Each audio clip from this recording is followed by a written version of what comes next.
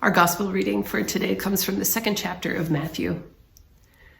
In the time of King Herod, after Jesus was born in Bethlehem of Judea, wise men from the east came to Jerusalem asking, "Where is the child who has been born King of the Jews? For we observed his star at its rising, and we have come to pay him homage." When King Herod heard this, he was frightened, and all Jerusalem with him.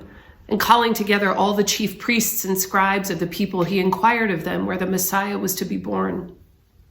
They told him, "In Bethlehem of Judea, for so it has been written by the prophet, 'And you, Bethlehem, in the land of Judah, are by no means least among the rulers of Judah, for from you shall come a ruler who is to shepherd my people.'" Then Herod secretly called for the wise men and learned from them the exact time when the star had appeared. Then he sent them to Bethlehem, saying, "Go and search diligently for the child, and when you have found him, bring me word so that I may also go and pay him homage." When they had heard the king, they set out, and there ahead of them went the star that they had seen at its rising, until it stopped over the place where the child was. When they saw that the star had stopped, they were overwhelmed with joy. On entering the house, they saw the child with Mary, his mother, and they knelt down and paid him homage. Then opening their treasure chests, they offered him gifts of gold, frankincense, and myrrh. And having been warned in a dream not to return to Herod, they left for their own country by another road. Friends, today's gospel reading is assigned for the Feast of the Epiphany, which the church celebrates on January 6th each year and often observes on a Sunday close to January 6th, which is what we are doing today at Grace. We read this text from Matthew each year on the Epiphany, and it's a rich and powerful story about a group of foreign astrologers seeking the child Jesus, the fear that plagues insecure rulers like Herod, the lengths humans will go to in order to hang on to power, and the protection of God coming through dreams as the Magi are warned to return home by another way.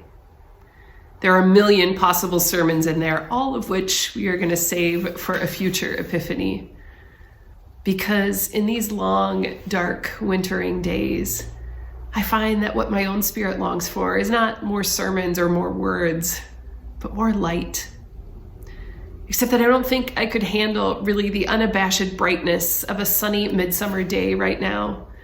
It would feel like too much, I fear, like it would require me to muster a kind of energy that feels sort of incongruous to the collective moment that we're in here. But the warm, gentle, beckoning light that called to the wise ones from overhead in the form of a star, yeah, my heart would do well with a little more of that. And I have a hunch that maybe yours would too. I heard an interview on NPR recently with the renowned conservationist Dr. Jane Goodall. In it, she said something like this: "We're definitely living through a pretty dark time right now. And I suddenly thought it's as though we're in a great, big, dark tunnel. And right at the end is a tiny pinprick of light. But to get there, we have to climb over and crawl under all the obstacles in our way. That little light isn't going to come to us. We have to keep making our way there." Something about that makes me think of the wise ones in Matthew's gospel. They were practiced at studying those little pinpricks of light in the starry night sky. They paid attention. And so when one of those little pinpricks of light called out from overhead that something sacred was nearby, they moved toward it.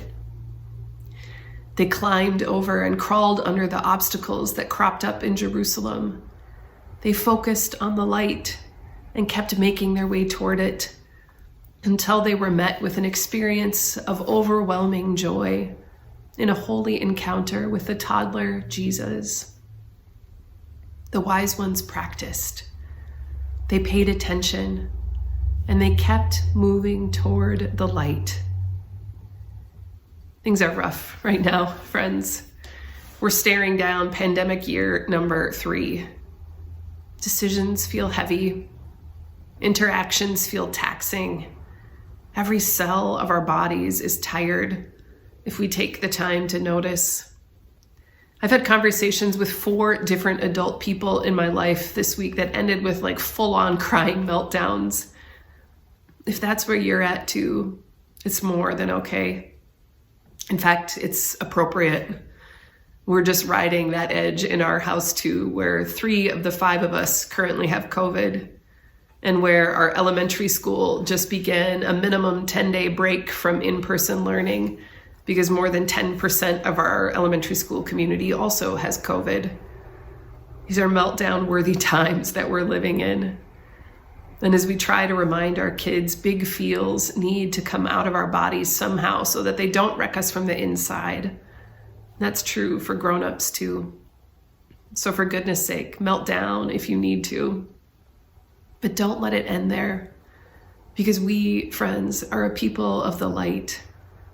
And the warm, gentle, beckoning light that called out to those wise ones so many years ago still calls out to us today too. The healing, replenishing light of Jesus is always within us, and it's always within reach. So as we try to cultivate a sense of spiritual wholeness in this wintering season, let's help one another notice and move toward that replenishing light. Excuse me. I'd like to offer us a simple practice this week, friends, to help us in our paying attention. It's not an assignment, it's simply an invitation. Every night for the next week, would you light a candle at dinner? Every night for the next week, would you light a candle at dinner? And once that candle is lit, would you take just a moment to reflect on where you witnessed or experienced the light of Jesus in your day? If you live with other people, you might take a few minutes to share with one another. If you live alone, you might take a minute to jot a few notes down, or maybe even call or text a loved one to reflect together. It doesn't have to be super deep or profound. I mean, something as simple as a friendly word from a cashier checkout person or an extra tasty cup of coffee can shine like the brightness of Jesus in these long, dark days. Likewise, it doesn't matter what sort of meal your candlelight accompanies. Some of us might have time and space to create a beautifully prepared evening meal, and others of us have dinners that involve people grabbing stuff off the counter as they rush off to and from different activities. If your household is the latter, then this invitation might be especially for you.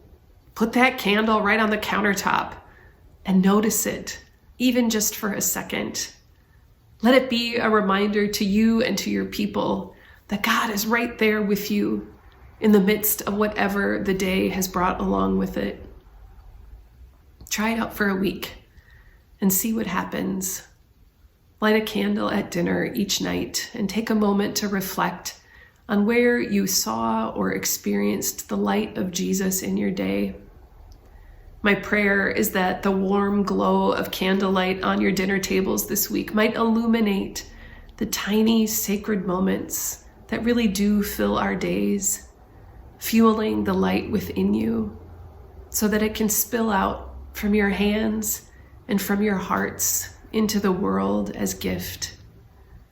Let your light shine, dear ones. God is near. Amen.